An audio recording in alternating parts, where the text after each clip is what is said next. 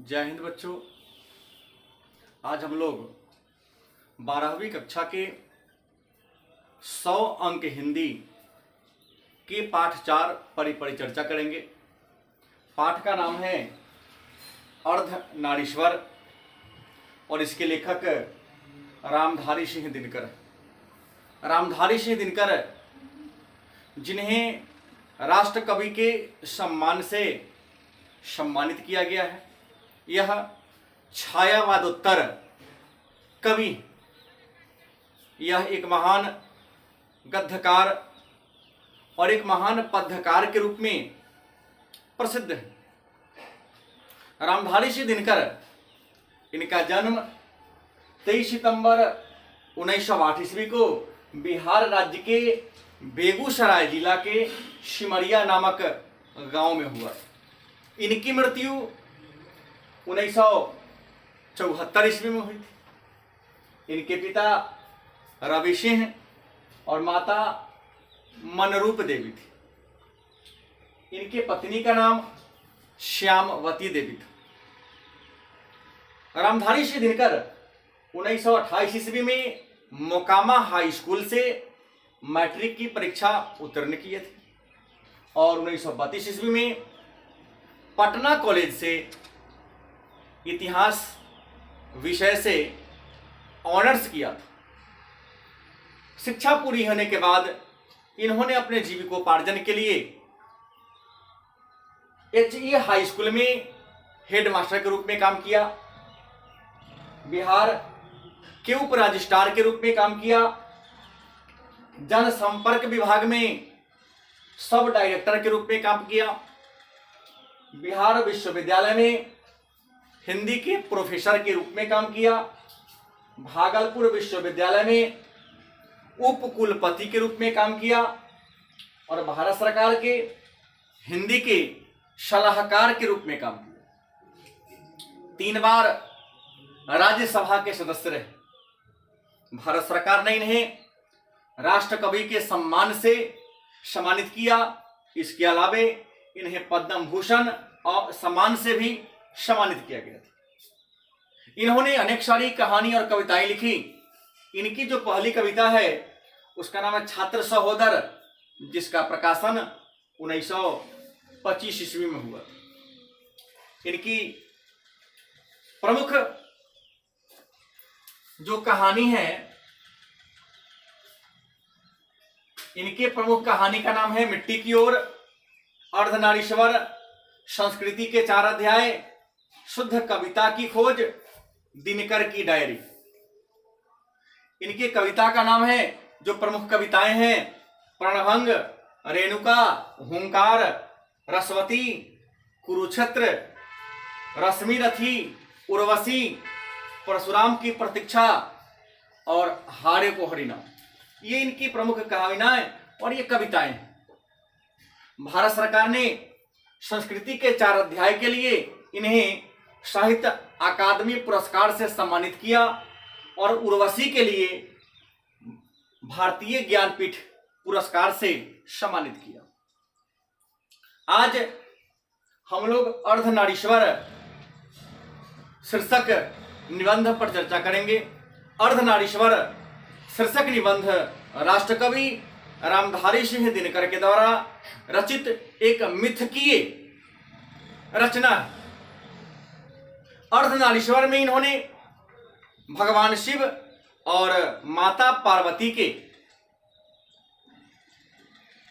कल्पित रूप को दिखाने का प्रयास किया है, बताने का प्रयास किया है। इन्होंने इस रचना में स्त्री और पुरुष को समान रूप से बताने का प्रयास किया है। इन्होंने कहा है कि यदि नर में नारी का गुण आ जाए तो नर की महत्ता कम नहीं होती, और नारी में यदि नर का गुण आ जाए तो नारी की महत्ता कम नहीं होती। कवि ने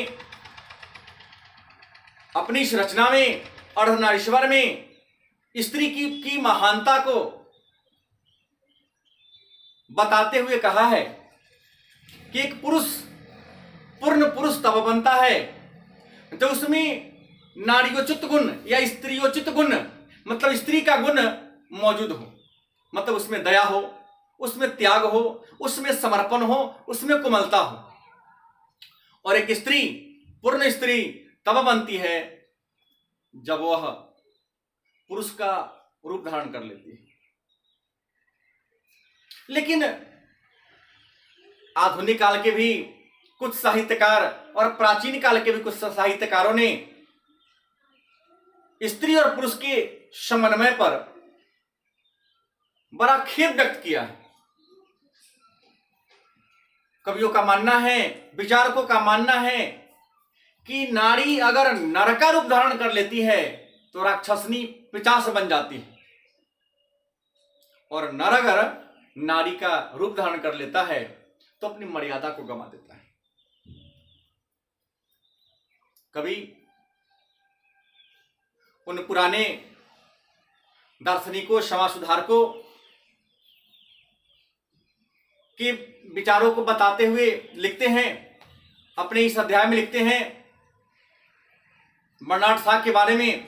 उन्होंने नारी के प्रति कैसा नीच विचार रखा कि उन्होंने अपने लेख में नारी को जादूगरनी, नागिन और अहिरनी जैसे शब्दों का प्रयोग कर दिया। हालांकि कवि कहते हैं कि संसार की सुंदरता, घर की सुंदरता, परिवार की सुंदरता नारी है। लेकिन मुंशी प्रेमचंद्र, गुरुदेव रविन्द्रनाथ टैगोर जैसे लोग भी स्त्री के समानता का दर्जा देने के पक्ष में नहीं थे। उन्होंने हमेशा स्त्रियों को उपभोग की वस्तु, घर की चारदीवारी के अंदर रखने की वस्तु माना। स्त्री और पुरुष में यह भेदभाव पहले नहीं था, प्राचीन काल में नहीं था, प्रारंभिक काल में नहीं था। लेकिन जब कृषि का विकास हो गया तो कृषि के विकास ने नर और नारी में भेदभाव करना प्रारंभ कर दिया।